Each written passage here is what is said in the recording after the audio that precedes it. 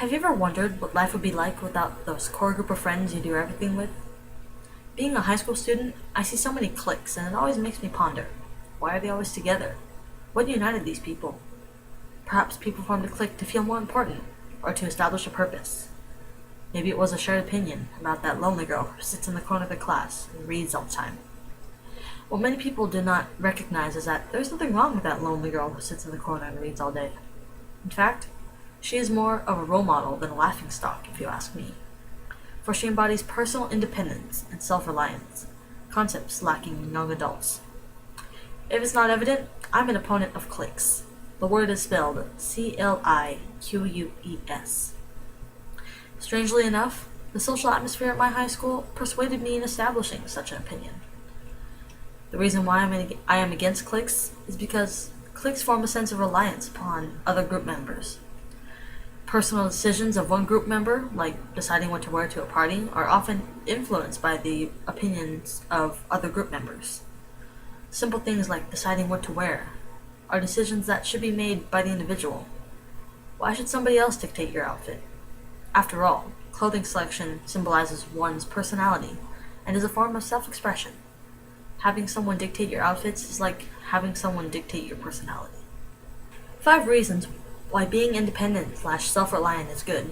An article published by HelloBeautiful.com argued that being independent provides an uplift to one's inner spirit and that you are the sole controller of your own destiny.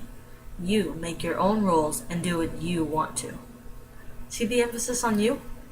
An anecdote by the article's author provided an outlook on a situation that happens frequently in everyday life, among both adults and teens. When the author was around friends, she would always have to relinquish control to someone else, partly because that someone else couldn't stand not having someone following them around, kind of like a sidekick. However, when alone, a sort of self-empowerment is established. A little confidence boost arises knowing that you are the controller of something. It feels quite refreshing. Wouldn't it be nice to be your own leader for once?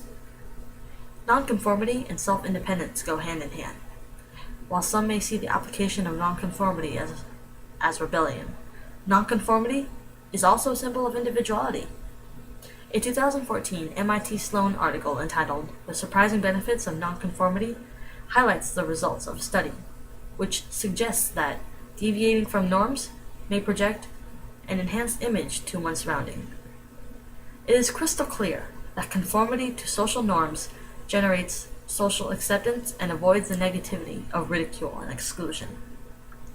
Yet, in consonance to this article, an intentional deviance from a norm can produce a psychologically heightened status and competence by dictating that one has the internal will to act according to one's own inclinations.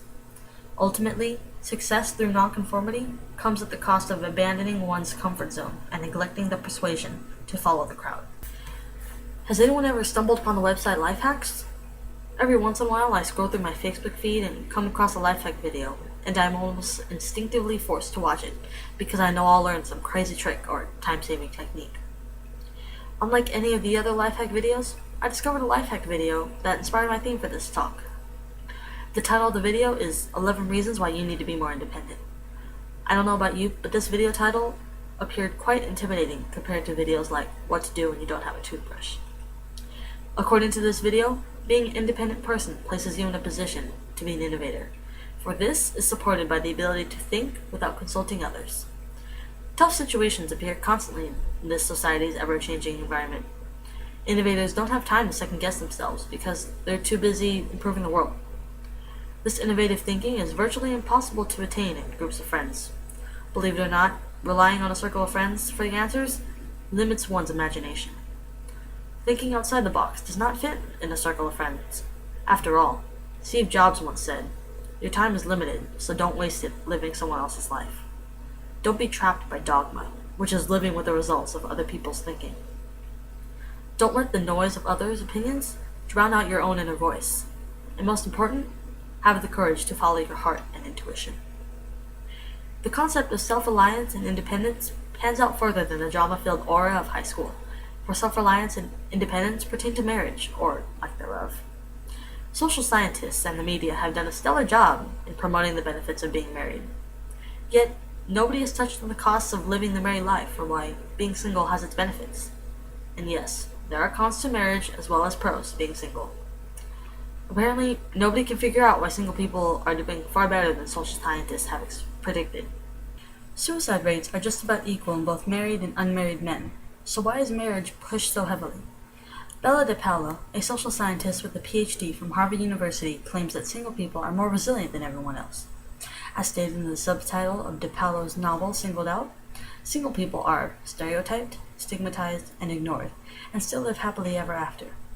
How is this empowering claim by DePaolo yet to be acknowledged beyond the world of psychology? I don't know.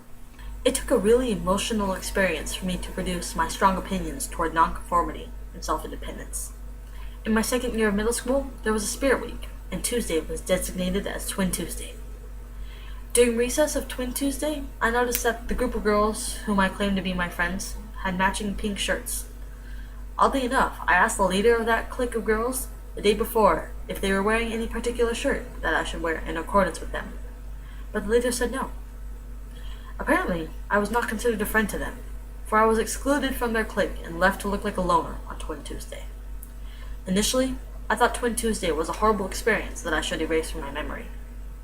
But this socially embarrassing event produced a hidden benefit. I cannot rely on others to include me, and I cannot depend on others to make me feel special or important. In a way, I am kind of glad that the clique of girls excluded me, because I became aware that determination of my happiness is solely up to me, and this lesson was one to remember.